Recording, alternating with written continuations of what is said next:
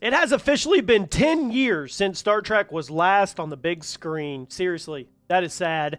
And after what feels like 100 different announcements, canceled scripts, leaks, rumors, abandoned directors, and Chris Pine repeatedly finding out about Star Trek 4 through the internet, we finally actually have an update on the next Star Trek movie. Welcome to Chaos Trek, everybody. Jimmy here, Chaos. And today I'm going to tell you where no man has boldly gone, but we're going to go. That didn't really make any sense, but yeah. Today, we talk about the next movie. We are going to be sitting in a theater together. Yeah, somehow. And it's not going to be Star Trek 4. It apparently isn't the Starfleet origin movie that we've been talking about and covering either. It won't feature Kirk, Spock, Picard, or any of the characters that we already know. And according to the people currently writing it, the new movie may take Star Trek further into the future than we've actually ever seen before. Before we get into it, guys, we're going into the future, but we're also in the past with the retrospective series. I am attempting to do a 176 episode TNG retrospective. We are on episode 4. The link is in the description if you guys want to check it out, the full playlist. It's fun going back after almost 40 years and looking at these shows. We give each episode a score. We're doing an overall ranking for the entire series. We give an MVP for each episode, the good, the bad, all of it. So if you guys want to check that out, that is below. Now, there's a lot to unpack here because Paramount has been trying to get another Trek movie made since Beyond. Yeah, that was 2016.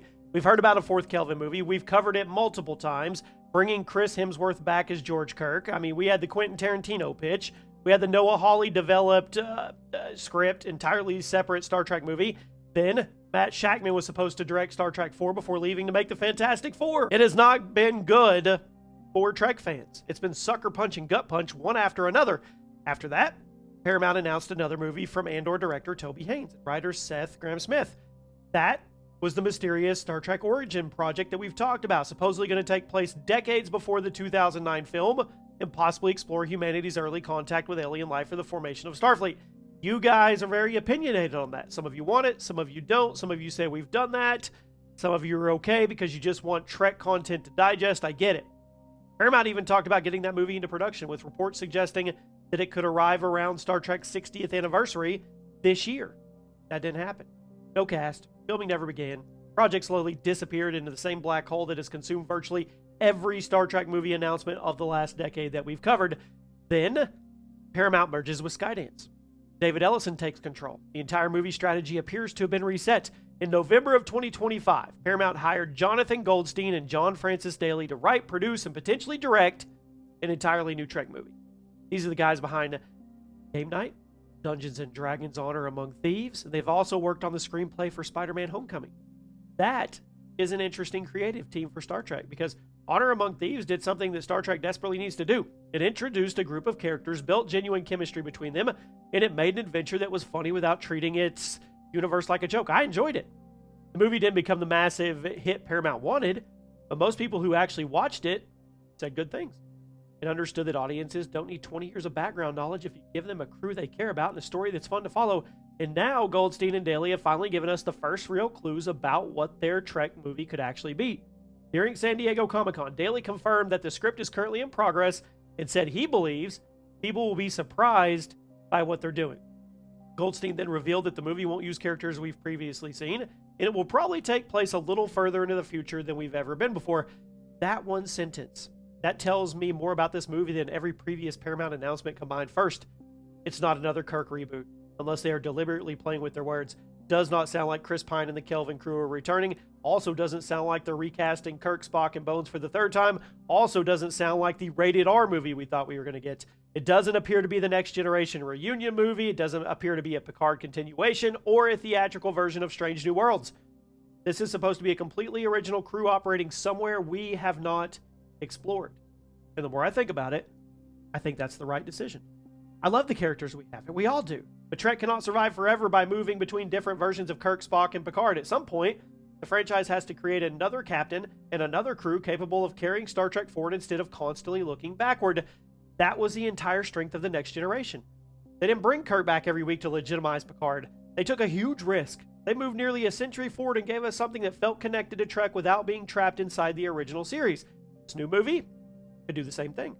The big mystery is what Goldstein means when he says further into the future than we've been before. Because technically, Trek has already traveled into the 32nd century through Discovery and Starfleet Academy. I seriously doubt Paramount is launching a theatrical franchise beyond that point, especially when the general movie audience, they have no connection to that era. I think he may simply mean further into the future than the theatrical movies have gone before. So if that's the case, this could take place after Nemesis or beyond the early 25th century setting of Picard. That would give them access to everything in the Star Trek history banks without forcing the movie to be about any existing character.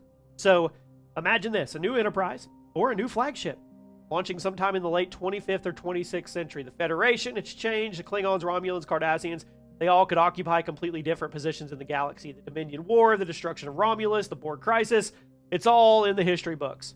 But it could still shape the world with these new characters. That, to me, is interesting. That's more interesting than another prequel about the formation of Starfleet. I'll just be honest with you guys. We already watched humanity take its first major steps into space and Enterprise. We've seen First Contact. We've watched the earlier voyages, the beginning of the Federation, blah, blah, blah, multiple versions of Kirk's era. There are stories available there, yes, and I think Star Trek United could do that in a whole different lens, but Star Trek has spent a ridiculous amount of time filling in spaces behind us while barely showing what the Federation does next. This movie is that time to move forward, but this is a pretty big but. We should not pretend this movie is guaranteed to happen yet. The script's being written, the filmmakers are excited.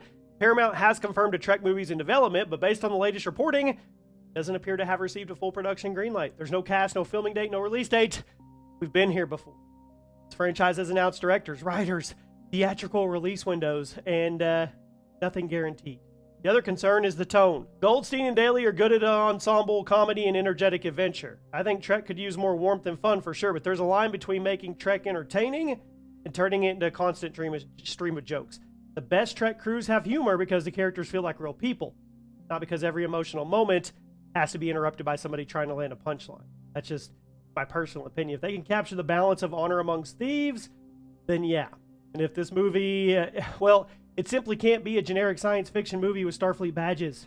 It won't work. Really, really won't. I don't want another attempt to recreate 2009. Not another origin story explaining something that never required an explanation. We don't need it. Give us the next generation. Not necessarily the next generation, but generation of Star Trek characters we haven't met. But for the first time in a long time, Paramount may actually be looking forward. So I want to know what you think. Should the Trek movie move beyond the familiar characters and build something new? Or would you rather Paramount bring back one of the crews we already have? I'll keep you guys posted as we find out, and I'll see you soon.